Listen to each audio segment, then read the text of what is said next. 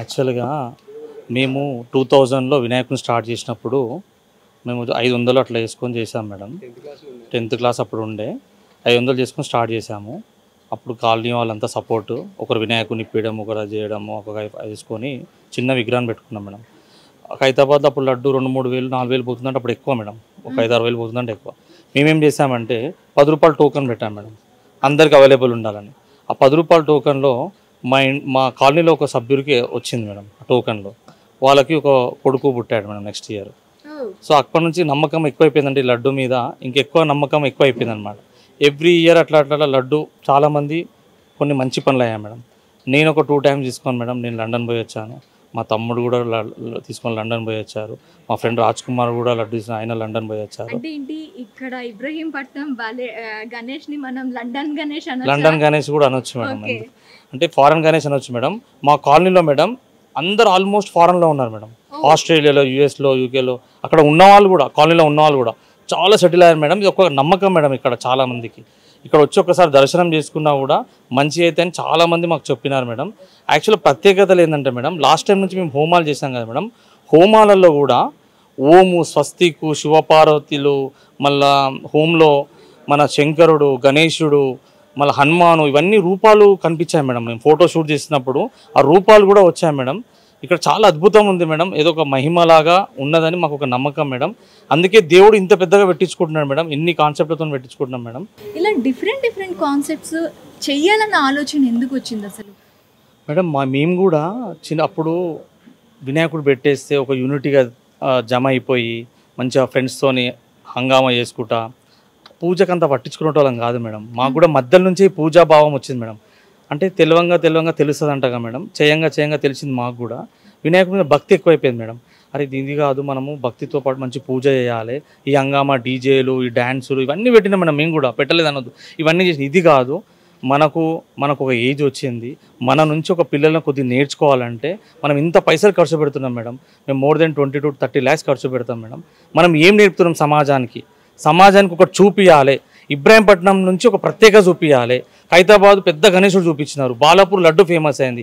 మన ఇబ్రాహీంపట్నము హిందుత్వాన్ని అందరికీ తెలిసేటట్టుగా పిల్లలకు అసలు విగ్రహాలు ఇలా పెట్టాలి, పూజ ఇలా చేయాలి, హోమం ఇలా చేయాలి, అన్నదానం ఇలా చేయాలి, భగవద్గీత మీద పోటీలు ఇలా పెట్టాలి, రామాయణం మీద పోటీలు ఎలా పెట్టాలి, మన భజన మేడం. అసలు భజన అనేది కనుమరుగు అయిపోయింది మేడం. భజన అనేది ఎవరు కేర్ చేస్తున్నారు, ఊర్లలో చాలా బాగా చేస్తున్నారు భజనలా.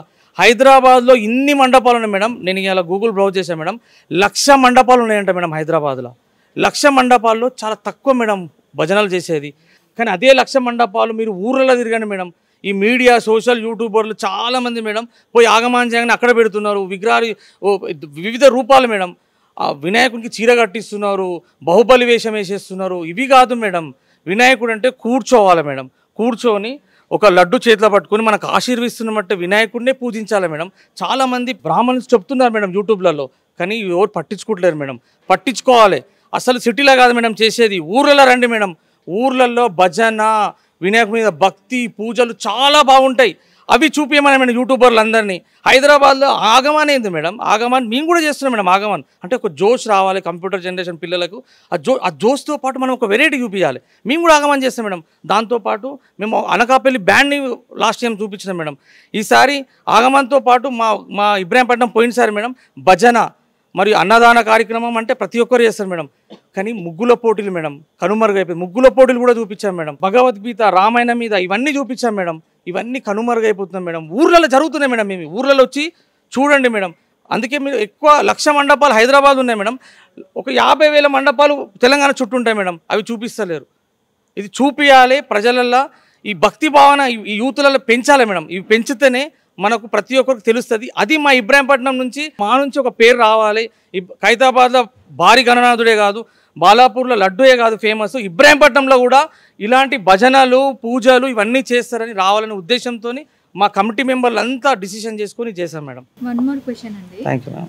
లాస్ట్ టైం మీకు అండ్ ఖైరతాబాద్, బాలాపూర్ వివిధ మండపాల నుంచి మీకు కాల్స్ వచ్చాయి. అవును మేడం. ఎందుకు మమ్మల్ని కించపరుస్తున్నారు, మీరు చేసేది చెయ్యొచ్చు కదా, నిమజ్జనం అనేది ప్రతి ఏటా ఎలా చేస్తున్నాం ఇలానే చేస్తున్నాం.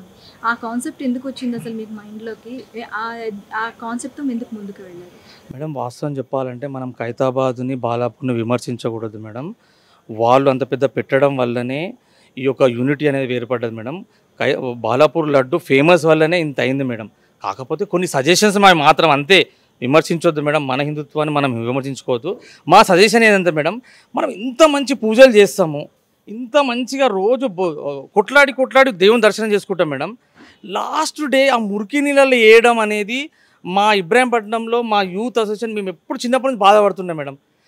మేము కొత్త కాన్సెప్ట్ చూపించాలని మేము ఇబ్రాహీంపట్నంలోనే ఒక ఇబ్రాహీంపట్నం చివరిలో మేడం మా ఫిషర్స్ మ్యాన్ ఉంటారు మేడం, చాలా మంచి మాకు సపోర్ట్ చేస్తారు మేడం. ముదురాజులైనా కానీ గంగాపుత్రాస్ కానీ మాకు సపోర్ట్ చేస్తారు మేడం. ఒక మూలకు మాకు గుంతలాగా చూపించి ఆ మంచి వాటర్ని చూపించి అందులో వేయమని చెప్తారు మేడం. అది వేస్తే ఎవడో గవర్నమెంట్ కాదు మేడం ఇనిషియేట్, మనం ఇనిషియేట్ తీసుకుందాం మేడం. లక్షలు ఖర్చు పెడుతున్నాం మేడం. హైదరాబాద్లో ఒక్కొక్క గణపతి దగ్గర 10 లక్షలు మేడం. అంటే 1,00,000 × 10 లక్షలు వేసుకోండి మేడం. ఒక బడ్జెట్ పైసలు మేడం. ఇవన్నీ సమాజంలో పోతున్నాయి. 1,00,000 రూపాయలు పెట్టి మన ఊర్లలో ఒక గుంత తీసుకొని వాటర్ వేసి నిమజ్జనం చేసుకుంటే మన దేవుణ్ణి మనము ఇతరుల మతాలకు ఒక ఇన్స్పైర్గా ఉంటుంది మేడం. మన మురికిలీలో చూపించుకోవద్దు మేడం. అంత పూజ చేసి ఆ మురికిలీలో పోతున్నది మేము చాలా బాధ పెడతాం మేడం. హైదరాబాద్ ఉన్న అందరు కోపం రావచ్చు, కానీ ఒక్కసారి ఆలోచన చేయండి. భక్తి అనగానే మనం హంగామా చేసుకుని డీజేలో ఫుల్ ఫన్ అయిపోతుంది మేడం.